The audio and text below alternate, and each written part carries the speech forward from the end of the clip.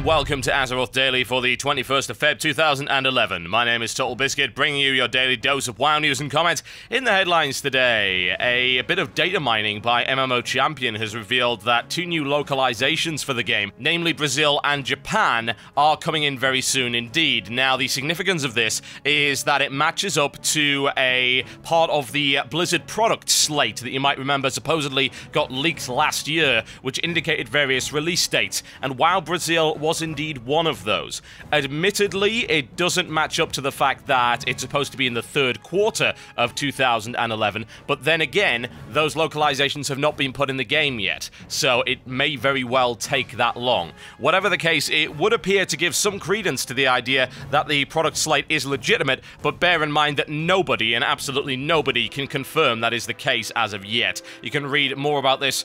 You can read more on this story, including predictions as to forthcoming patches, over on MMO Champion, and the link to that is in the description below this video. The latest round of hotfixes has been made available over the course of the weekend. In fact, there's been 2 days worth. However, the one on Feb 19th only had a single change for hunters in it. And on Feb 18th, the implementation of the Dungeon Finder changes was put into place. Bear in mind, it might require a realm restart for that to come into effect. And also, there have been a couple of class balance changes, as well as a bug fix for Strand of the Ancients, whereby demolishers were respawning too quickly. They are now on a 20-second spawn timer. All of that information available in the description below this video. The latest round of EU community news has been released. You might want to go and have a look at that, including the English site WoW Juju, which has an exclusive interview with world-leading guild Paragon, as well as the Danish site wowgaming.dk has announced a forthcoming lecture on the topic of machinima by the famous machinimator Martin Falch,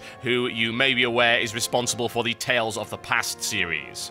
Plenty more non-English news, including the roundup of this week's comics and noteworthy forum threads available in the description below this video. And with that, it's time for your Daily Blues. It's Tower of Text Day today, folks, I'm sure of it, and I did not get the memo. Certain Death does the one cardinal thing that you absolutely should not do on the forums, which is post about a locked thread. And indeed, call it repost of a deleted thread as well. Unbelievable. Why would you do something like this? Oh, good lord. And a Tower of Text, a slightly larger Tower of Text, because, as you're well aware, the Blues must have the largest tower. Yes, tower. Large. Erected tower. This is massive. It really is.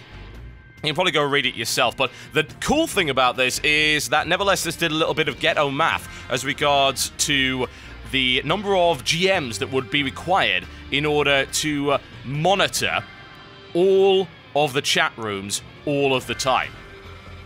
Yeah, it's absurd. It is completely and totally absurd when you think about it. Absolutely ridiculous. And nevertheless, just reminds everyone to report people that are abusing you or spamming chat or whatever. And then, of course, just stick them on ignore and get on with your business. And do not post about locked threads. That's just dumb. It's been against the forum code of conduct since as long as I can remember, and I was trolling the forums back in vanilla days. So it's been there for a while. I mean, there's no real excuse for you to not know about this now. A fairly interesting post here from Discount the Goblin Warrior. I like the name, that's good. And this is in regards to the idea of hotfixing, and hotfixing as a design philosophy. Now, it is quite an intriguing read, so I would recommend that you have a look at it. And there are a significant number of replies from bashiok. The one I'd like to fixate on is this one, where Blizzard actually admits that they made some mistakes in regards to some of the changes done in 4.0.6 and or 4.0.6a. So that's very cool indeed, and he does explain some of the ideas behind hotfixing. But it's a good thread, honestly. Most of it, anyway. Read the OP, certainly go and read the blue posts. There's a lot of great stuff there. Otis posts about the Juggernaut nerf, so this is relevant to those of you who are warriors, and there is a blue post on this issue, which is what I would quite like to highlight right here by daxxari. So go and have a read of that if you're a warrior. I'm not even going to pretend to understand this, because I've never played a warrior past level 20. So go and have a read. It is good. There's a lot of cool information there, and of course the links are in the description below this video. And with that, it's time for your daily grind. In order to gain access to this quest, you're going to have to go over to Felwood and complete the 3 quests that are available from Tender Pure Grove. You might remember one of them, Squirrely Clean, we featured on a previous daily grind. So get rid of that one, Weeding the Lawn and Running Their Course, and then you will gain access to this person right here, who will open up a quest for a Demon Hunter. Now, you go and attack the Demon Hunter after talking to him. Once you get him down to a minimum amount of health, he's going to start giving you quests, and these quests are actually very cool lore scenes from back mostly in Warcraft 3. The first one I'm going to highlight is this one between Arthas and Illidan. And what you got to do here is take Arthas down to minimum health to complete the quest, and then watch the lore scene. There are several of these, so I would recommend that you go and check them out, and I'll feature them over the next couple of days on this particular show. And with that, it's time for your weekly feature. Ladies and gentlemen, this is Machinimondays. This one's by the Obsidian brand and Blue Dragon Productions, and it's a machinima version of Bright Side of Life, which you might remember is a song from the Monty Python movie Life of Brian. Now, this is kind of cute, I've got to say, and it does demonstrate some really nice After Effects work, although I have certain doubts about it. In particular, the human character. The voice actor is guilty of what I like to call whisper shouting, which is the idea of pretending to shout when in reality you're just sort of being a little bit louder, like you were trying to not wake up your parents or whatever. In reality, it should be something like this. You should be putting some force behind the voice. Yes! As opposed to, you should be putting some force behind the voice. You know, you get my idea. Whatever the case, voice acting in that regard is not so great, and that's something that he should probably work on. Although, bear in mind, the majority of this particular production is the song. The singing is serviceable. I am not one to comment on singing, because mine is pretty bad to begin with, and the actual visuals are quite funny. Obvious influence from Oxhorn there, indeed they admit to that directly. I like some of the use of the After Effects. It's pretty damn awesome in that regard. It's a fairly simple machinima coming up there. There are some genuinely funny moments, like the head nodding and sort of dancing death ring. I like that. And generally speaking, the visuals are very clean and they look very nice. Again, though, voice acting and singing a little bit weak, and the concept a little bit trite, but nonetheless a good bit of fun. And with that, I will give it 3 trolls out of 5. If you want to watch the full version, of course, with the sound, then I would recommend that you click on the link in the description below this video once I am done rambling at you. And with that, it's time for the mailbox. This one comes in from Repulsion, who says, this is a question I've wanted to ask for a long time. I started playing in late Burning Crusade, very late enough that I consider myself starting in Wrath. I play a Death Knight tank, and I very much enjoy playing the game and experiencing the content. I know a good 4 or 5 people that constantly complain about how BC was just so much better, and how Wrath was a terrible excuse for the game. Now, you have your fair share of this, albeit much less than my friends, and I've been wondering what's the big deal. I only ever got into a serious raiding guild around the time of 3.3, and I progressed 25-man, 10 to 12 hard modes, far enough that I can say that I experienced most of the hard bosses the raid had to offer. Now, don't get me wrong, I really enjoy challenging bosses, and I've been enjoying the Cataclysm raid content so far, but regardless, I really enjoyed Wrath, and because I enjoyed Wrath, I've been told that I'm bad, and I don't know what the game is really all about. You haven't said that, and I agree with a lot of your points, and I wish a lot of the hard modes in ICC were more challenging. I think this term Wrath Babies is overused, and it only endorses elitism. The term in and of itself presents this concept that all players that started in Wrath suck, which is far from the truth. I just don't like the stigmatism attached to an expansion pack which arguably brought some great innovations, including better quests in the Dungeon Finder, and that some of us, believe it or not, actually enjoyed. I wonder what your thoughts on this, and I just feel that some people are being a little bit too critical. I think the reason a lot of people act this way is that Wrath, to a lot of us that have been playing for a long time, represents something beyond the logical. If you break it down, then there's a lot of good things to be seen within Wrath. For instance, heroic modes, while I don't agree with the way that they were implemented, i.e. excuses to have less content, and indeed the single raid per tier philosophy, which I think actually single-handedly killed interest in raiding for me. I do recognize that they were good innovations. The same about the Dungeon Finder. I like the Dungeon Finder as a system. I don't like what it's caused, and I don't like the shift in philosophy associated with it, i.e. anyone who just groups via the dungeon finder should be able to beat the dungeon with a bare minimum of effort, and this whole look at the draw thing coming on.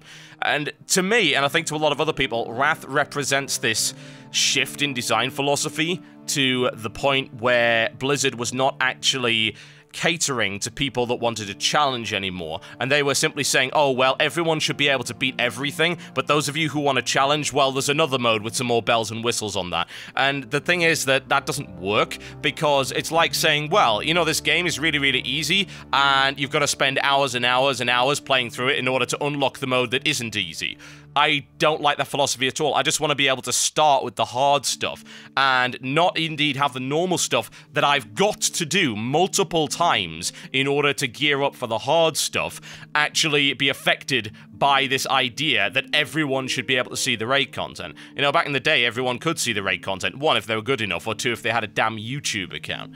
So I think that's why people believe that, and I think it is taken to extremes. The idea that everyone started in Wrath is bad is not true. I'd say that there's a significant portion of them that are bad, and it's not necessarily their fault. It's because they only know content that was kind of spoon-fed to them. They only know the idea that you can have a tier's worth of raid gear behind the current level by simply running easy 5-man content. Now, that is the kind of thing that only started in very late Burning Crusade. Wrath of the Lich King is the expansion that solidified that, and Wrath is the expansion that I've been unsubbed for the most. I think probably at least half of it I've not had an active subscription, simply because I've had no interest in the way that it went. And I think a lot of people had the same problem, which is why they view it with such disdain.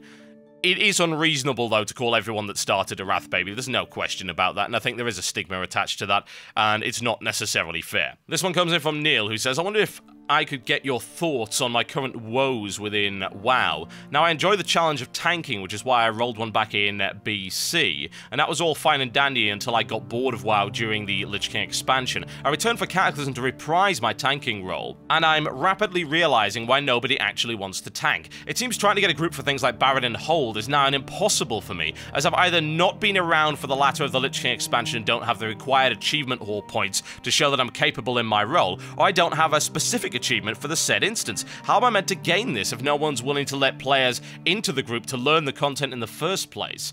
Additionally, I've been called a noob or an awful tank during 5-man dungeon runs when a DPSer decides to hit his own target and not the one I've focused on. Not only does it make my run less enjoyable, but it also puts an extra strain on the group as I'm trying to compensate for someone being impatient or lacking the common decency to attack the marked target. I'm trying to help out being a tank here, and others aren't making this an experience I want to continue. It just feels like I should join the crowd and create a LoL DPS class. Am I being unreasonable to expect a little cooperation in groups? What are your thoughts on this? No, you're not being unreasonable to think that at all, but what you are being unreasonable to think is that somehow pug groups will be okay, because they aren't.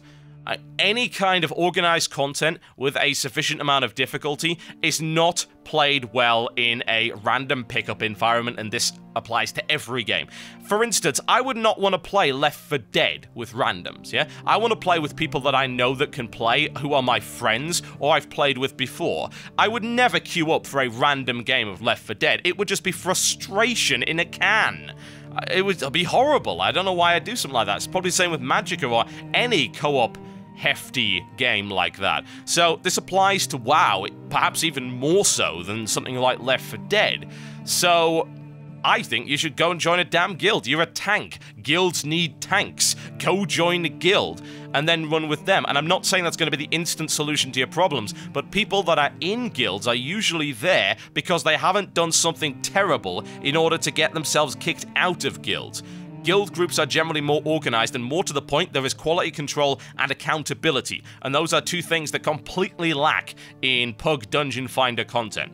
Go give that a bash and see if that's any better. I'm sure you'll at least find something to enjoy there. Okay, folks, that's been done for today's Azeroth Daily, but before I go, I have a big announcement for you. Yes, indeed, I am going to expand the Postcards from Azeroth contest this week to include some bonus prizes. I have 2 World Breaker Epic Collections from Cryptozoic. That's the WoW trading card game. So I'm gonna throw those in as prizes in addition to the 30-day time card, and those things are about 35 bucks each. So what I'm gonna ask you to do for this week's postcards, it's a little bit different, and there will be multiple winners for this, folks. There's going to be a first prize, which will be a Epic Collection plus the time card, and a second prize, which will just be the Epic Collection.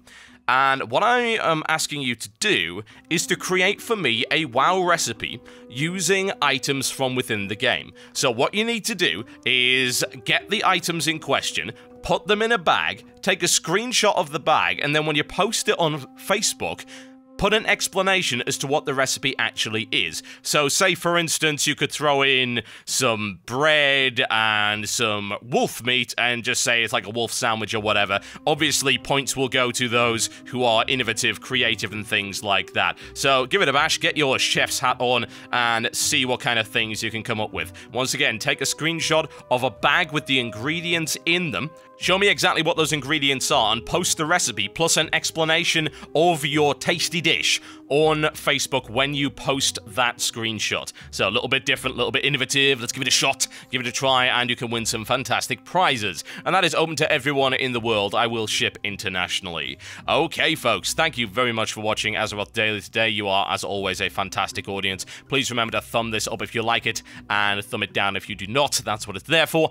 And I will see you next time.